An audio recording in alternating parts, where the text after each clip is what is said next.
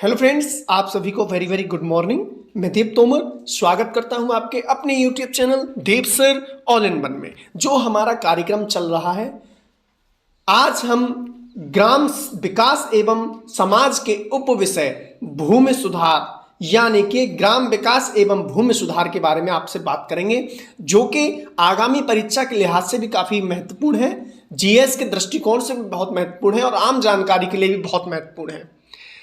भूमि की सुधार के लिए जो भी योजनाएं अंग्रेजों द्वारा, ब्रिटिशर्सों द्वारा चलाई गई और आधुनिक भारत में चलाई गई, वह सब हम जिक्र आपसे करेंगे। बस आप अंत तक वीडियो के साथ बने रहिएगा, अपना प्यार ऐसे देते रहिएगा और आप चैनल को सब्सक्राइब करें और वीडियो को अधिक से अधिक शेयर करें।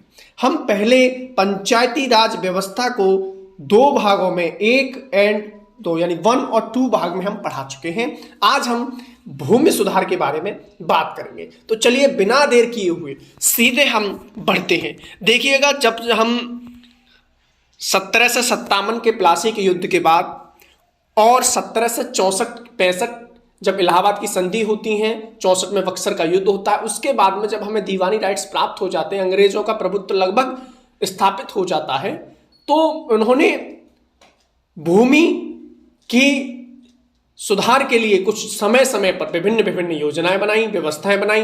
हालांकि उनका मुख्य उद्देश्य शोषण करना ही था, लेकिन फिर भी उन्होंने समय को देखते हुए कुछ परिवर्तन किए व्यवस्था में। तो देखिएगा, जमींदारी व्यवस्था से बहुत प्रश्न पूछे जाते हैं और जमींदारी व्यवस्था को हम इंडियन इकोनॉमिक सिस्टम में भी पढ़ते हैं और मॉडर्न हिस्ट्री में भी पढ़ते हैं। इंडिया यानी भारत के, आधुनिक भारत का इतिहास जब हम पढ़ते हैं तब भी हम जमींदारी व्यवस्था पढ़ते हैं। इंडियन पॉलिटिकल सिस्टम पढ़ते हैं तब भी हम इसको जमींदारी व्यवस्था को पढ़ते हैं।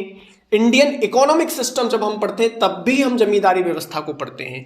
तो यह जीएस के दृष्टिकोण से भी काफी महत्वपूर्ण होगा और जीएस के दृष्टिकोण से भी महत्वपूर्ण और आगामी यूपी लेखपाल की परीक्षा के महत्वपूर्ण विषय ग्राम विकास एवं समाज की दृष्टि से भी बहुत महत्वपूर्ण है। तो आप इसको ध्यान से समझिएगा। जमींदारी व्यवस्था, यह किसके विचारों पर आधारित थी? तो आप नोट कर लीजिएगा, यह सर जॉन सोर के विचारों पर आधारित थी। स्वतंत्र रूप से कभी कभी पूछा जा सकता है कि जमींदारी व्यवस्था से किसके विचारों पर आधारित थी या किसने इसका परफॉर्मर तैयार किया था, और महालवाड़ी व्यवस्था किसके विचारों पर आधारित थी, रैयतवाड़ी व्यवस्था किसके विचारों पर आधारित थी। तो पूछा जा सकता है। जमींदारी व्यवस्था जॉन सोर के विचारों पर आधारित थी और यह लॉर्ड कॉर्नवालिस के समय पर लागू की गई थी। वो लॉर्ड कॉर्नवालिस जिसका जो एकमात्र ऐसा वायसराय तो हम इसे नहीं कहेंगे, वो एकमात्र ऐसा गवर्नर जनरल था जिसे भारत के उत्तर प्रदेश के काशी की बहन कहा जाने वाला गाजीपुर में इसका कब्र है और यह 1793 ईस्वी में लागू हुई थी। तो यह लगभग टाइम पीरियड कॉर्नवालिस का ही है, तो आप इससे समझ लीजिएगा। बंगाल, बिहार, उड़ीसा क्षेत्र भी आप समझ लीजिएगा, क्योंकि जैसे जैसे हम आगामी जब हम परीक्षाएं देखते जा रहे हैं, उनका स्तर बढ़ता जा रहा है। तो आप सतही जानकारी न कर करके आप क्षेत्रों पर भी जाया करें। वैसे हम आगे एक मैप से भी आपको समझाएंगे, मैप भी आपको दिखाएंगे। आप इसको मैप को ध्यान से समझिएगा और अपने दिमाग में, अपनी जो आपका मस्तिष्क है उसमें आप बिठा लीजिएगा, छाप लीजिएगा, उसको हम बताएंगे आपको। देखिएगा, यह कुल ब्रिटिश भारत के 19% भूभाग पर संचालित की हुई थी। पूछा जा सकता है आपसे 19% भूभाग पर, और इससे हम अन्य नाम, कई नामों से जाना जाता है। जागीरदारी, स्थायी बंदोबस्त, स्तंभरारी, मालगुजारी, बीसबेदारी आदि नामों से इसे जाना जाता है। तो अगर पेपर में आगे पूछा जाए तो आप जो है घबराना नहीं है। स्तंभरारी व्यवस्था भी इसी को कहते हैं, स्थायी बंदोबस्त भी इसी को कहते हैं। यहाँ एक महत्वपूर्ण बात गौर देने की यह है कि यहाँ पर एक सूर्यास्त कानून भी लाया गया 1794 ईस्वी में। 1794 ईस्वी में क्या होता है, ये हम पिछली क्लास में पहले पढ़ा चुके हैं। चलिए बढ़ते हैं हम अगले जानकारी की ओर, अगली व्यवस्था की ओर। समय समय पर विभिन्न व्यवस्थाएं चलाई गई, हालांकि इन सभी का जो मकसद था शोषण करना ही था। लेकिन इसमें रैयतवाड़ी व्यवस्था आपसे पूछी जा सकती है और यह कर्नल रीड के विचारों पर आधारित थी। जिस प्रकार जमींदारी जॉन शोर के विचारों पर आधारित थी, ऐसे कर्नल रीड के विचारों पर आधारित थी रैयतवाड़ी व्यवस्था। और यह 51% यानी 19% हो गया जमींदारी और प्लस 51% हो गया हमारा रैयतवाड़ी। और यह 1820 में मुनरो की संस्तुतियों के आधार पर इसे लागू किया गया था, यानी मुनरो और रीड का संबंध रैयतवाड़ी व्यवस्था से है। और 1820-21 में जब यह रैयतवाड़ी व्यवस्था लागू की गई लॉर्ड विलियम बेंटिंग के समय पर। चलिए बढ़ते हैं हम अगली जानकारी की ओर। एक और व्यवस्था लाई गई जिसे हम कहते हैं महालवाड़ी व्यवस्था। एक यह व्यवस्था और लाई गई, यह किसके विचारों पर आधारित थी, यह भी पूछा जा सकता है। तो यह हॉल्ट मैकेंजी के विचारों पर आधारित थी 1819 यानी 1819। और यह एक मात्र ऐसी व्यवस्था थी जो पश्चिमी उत्तर प्रदेश, पंजाब आदि क्षेत्रों पर लगाई गई थी, लागू हुई थी।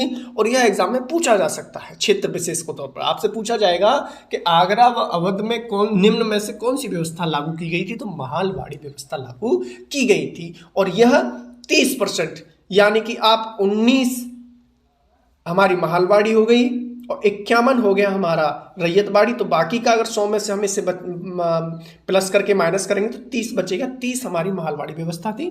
चलिए बढ़ते हैं, अब मैप द्वारा हम इसे आपको समझाते हैं। देखिएगा, ध्यान से समझिएगा, मैप द्वारा हम आपको इसे समझाते हैं कि देखिएगा जो ग्रीन कलर है, जो ग्रीन है वो परमानेंट यानी जमींदारी व्यवस्था लगभग पूर्वी हिस्से पर भारत के लागू की गई थी। और जो येलो पार्ट है हमारा रैयतवाड़ी व्यवस्था, जो कि इस दक्षिण भारत क्षेत्र पर लागू की गई थी, ये हमारा रैयतवाड़ी व्यवस्था है। और महालवाड़ी व्यवस्था है जो लगभग पिंक जैसा हम जैसे बोल सकते हैं, लगभग ऑरेंजी कलर जो है, ये देखिए इसमें आ जाता है हमारा पश्चिमी उत्तर प्रदेश। तो यह आप इसे समझ लीजिएगा, पूछा जा सकता है। पंजाब, राजस्थान, पश्चिमी उत्तर प्रदेश, मध्य प्रदेश, इन क्षेत्रों में जो लागू हुई थी वो महालवाड़ी व्यवस्था ही लागू हुई थी। तो चलिए इसको आप एक बार माइंड में बिठा लीजिएगा, क्योंकि ऐसे एग्जाम में पूछा जा सकता है। अब हम बढ़ते हैं बहुविकल्पीय प्रश्नों पर। आप इनका जवाब दीजिएगा, अपने मन में सोचिएगा। रोचकता बढ़ाने के लिए यह बहुविकल्पीय प्रश्न दिए गए हैं। तो ग्रामीण समाज निम्न में से किसका द्योतक है? ऑप्शन है ए सरलता, जटिलता, समग्रता या विश्वसनीय। तो ग्रामीण समाज निम्न में से किसका द्योतक है? तो वह द्योतक है सरलता का।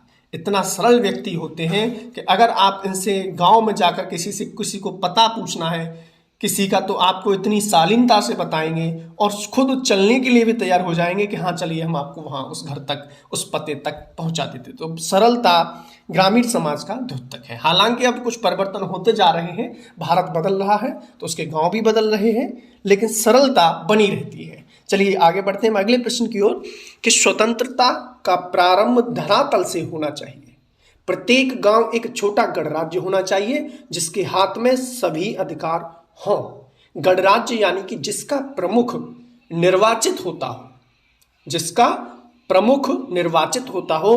तो यह किसने कहा है? यह पंडित नेहरू जी ने कहा है, या महात्मा गांधी जी ने कहा है, या मदन मोहन मालवीय जी ने कहा है, या श्यामा प्रसाद मुखर्जी जी ने कहा है?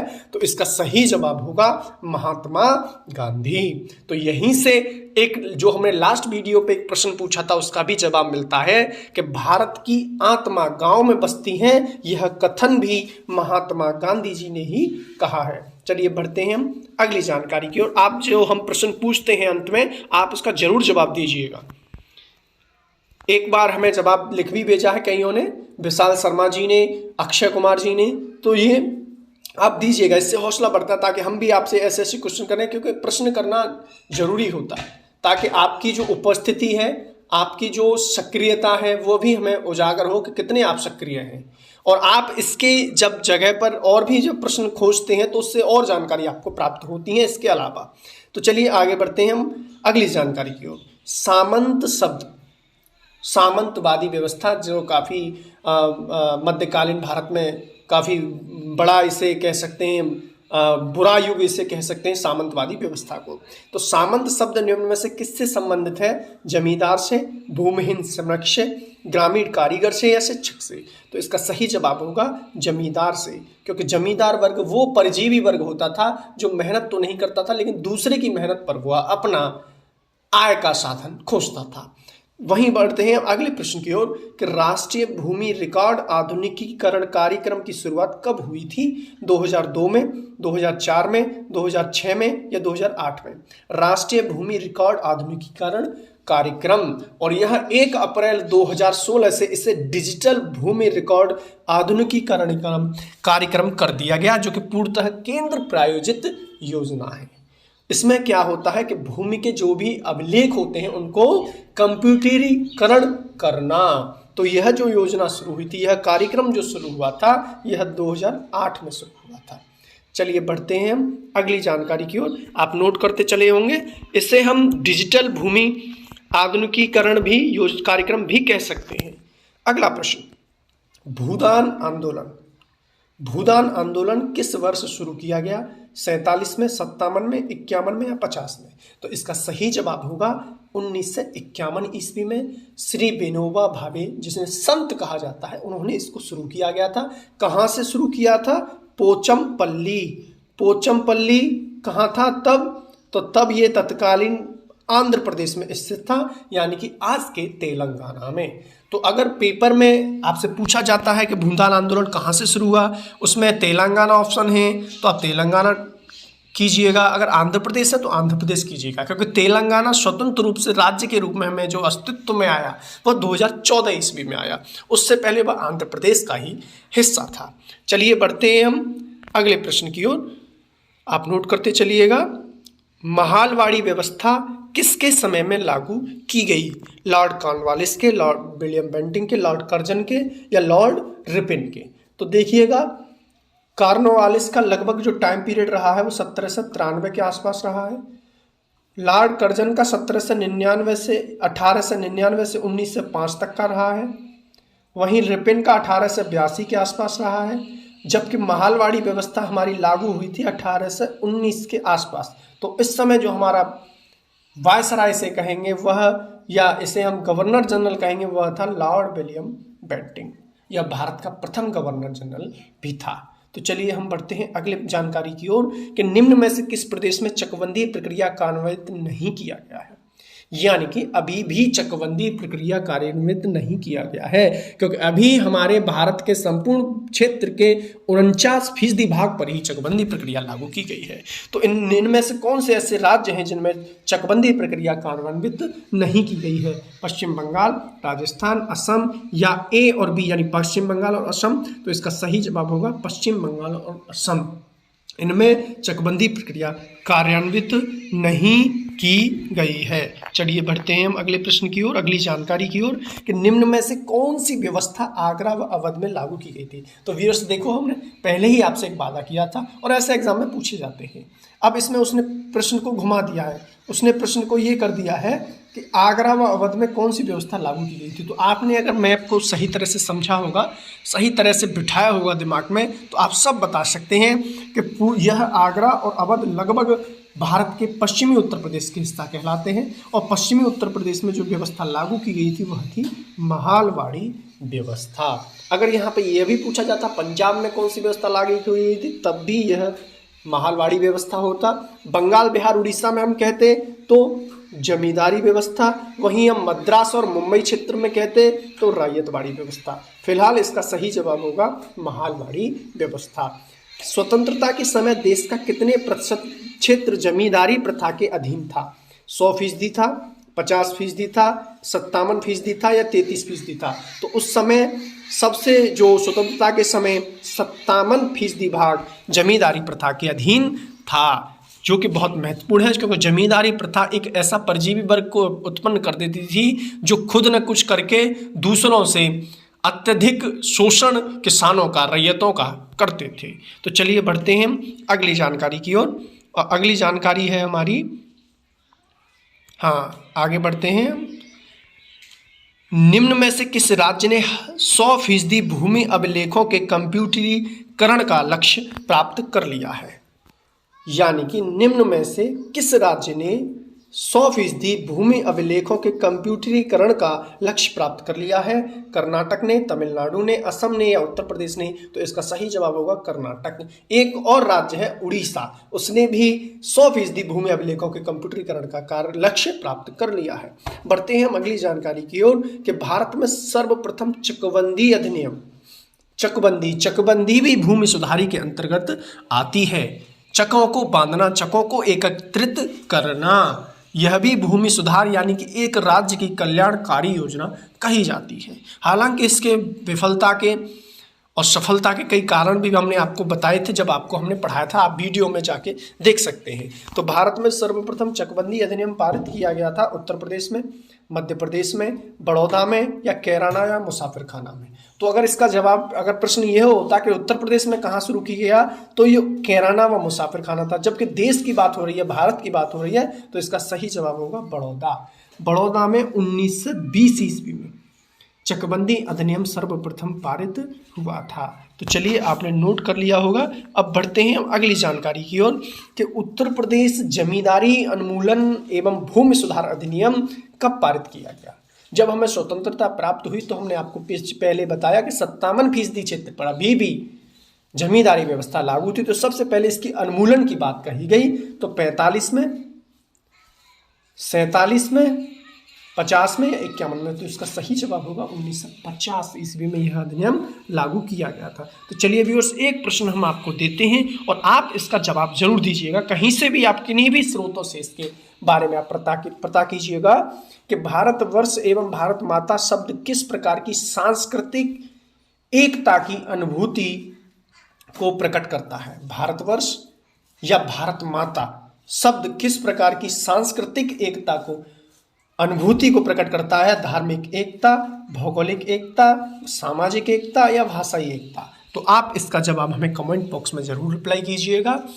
आप जैसा भी दें, प्रयास जरूर कीजिएगा। प्रयास करना बहुत बड़ी बात होती है। क्वेश्चन जवाब कैसा है वो बाद में मायने रखेगा, लेकिन आप प्रयास जरूर करें और क्लास के बारे में अपनी प्रतिक्रिया जरूर आप कमेंट बॉक्स में रिप्लाई करें, सुझाव जरूर दें, शिकायत भी आप बताएं। तो चलिए मिलते हैं फिर से एक नए उत्साह से, नए उप विषय के साथ। ग्रामीण विकास एवं समाज की बात आपसे की जाएगी और यह कार्यक्रम निरंतर परीक्षा तिथि तक चलता रहेगा। तब तक आप अपना ख्याल रखें, पढ़ते रहें। जय हिंद, जय भारत।